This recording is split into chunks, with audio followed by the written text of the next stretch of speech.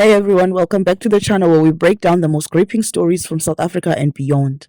Today we're diving into the life and career of one of the most significant yet controversial political figures in South Africa, Pravin Gordan. He's been hailed as a guardian of the economy, accused of being a political pawn, and everything in between. Whether you love him or hate him, Pravin Gordan is a man you can't ignore. Let's get into it. Born in 1949 in Durban, Pravin Gordan came from humble beginnings with his early life shaped by the harsh realities of apartheid South Africa. Like many young people of that era, he became actively involved in the anti-apartheid struggle. In the 1970s, Gordon joined the African National Congress, ANC, and became deeply involved in underground activism, even collaborating with Umkhonto weSizwe, the ANC's armed wing. His unwavering commitment to the fight against apartheid led him to co-found the United Democratic Front in 1983, a pivotal organization that played a crucial role in resisting the apartheid regime. From an early age, Pravin was no stranger to controversy or conflict, which is something that followed him through his political career. After the end of apartheid, Pravin Gordan played a pivotal role in South Africa's transition to democracy, notably through his leadership at the South African Revenue Service. Appointed as commissioner from 1999 to 2009, Gordan transformed SARS into a highly efficient world-class revenue collection agency. His reforms significantly boosted tax revenue, enabling the government to fund crucial social services and infrastructure projects.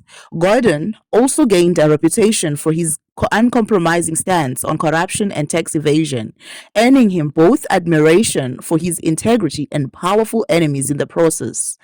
Gordan's leadership at the SARS paved the way for his first appointment as finance minister in 2009 under President Jacob Zuma, at a critical time when South Africa was recovering from the global financial crisis. During his tenure, Gordan worked to stabilize the economy while navigating a politically volatile climate. Known for his prudent approach to public finances, he emphasized fiscal discipline, sustainable growth, and the importance of curbing excessive government spending. His efforts were aimed to ensuring long-term economic stability amidst growing political and economical challenges. But Gordon's first stint as finance minister came to an abrupt end in 2014 when he was replaced by Nhlanhla Nene. However, his departure would be relieved shortly.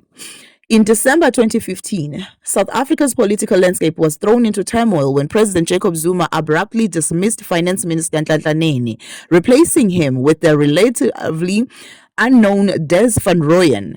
The markets responded in shock, causing the rand to plummet, and the incident quickly became known as Nenegate. Zuma's decision faced widespread condemnation, prompting immense pressure from the public, business leaders, and even his own political party, the ANC. Just 4 days later, Zuma was forced to reverse his decision, reinstating Pravin Gordan as finance minister.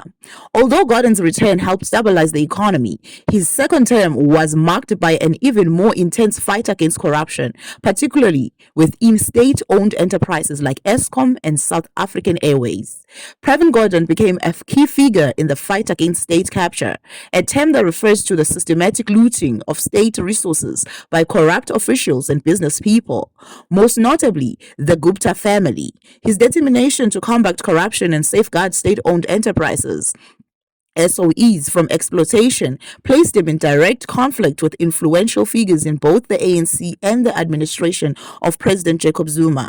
Pro-Zuma factions targeted Gordan, accusing him of obstructing government initiatives and being part of a so-called white monopoly capital conspiracy.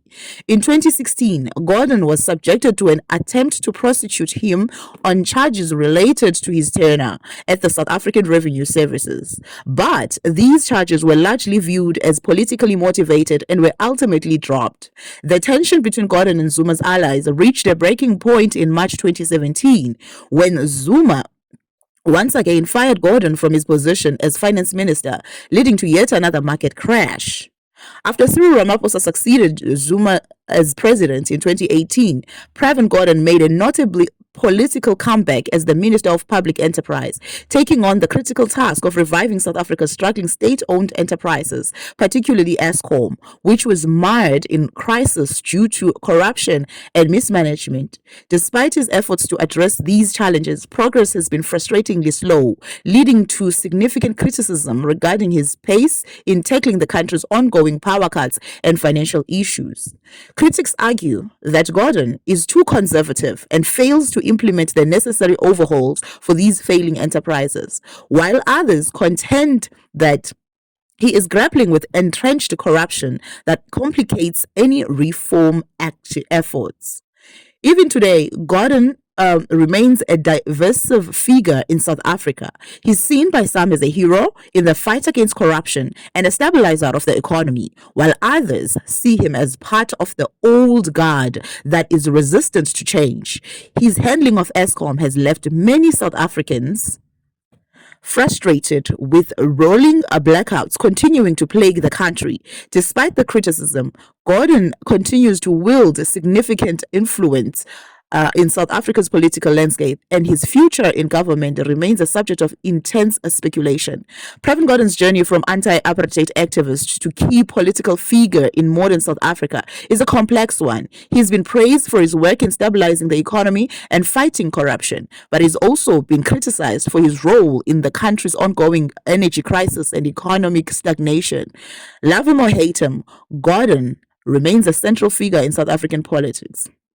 May his soul rest in peace. What do you think about Pravin Gordan's legacy? Let us know in the comments below. If you enjoyed this deep dive, don't forget to like, share, and subscribe, and hit the notification bell for more stories.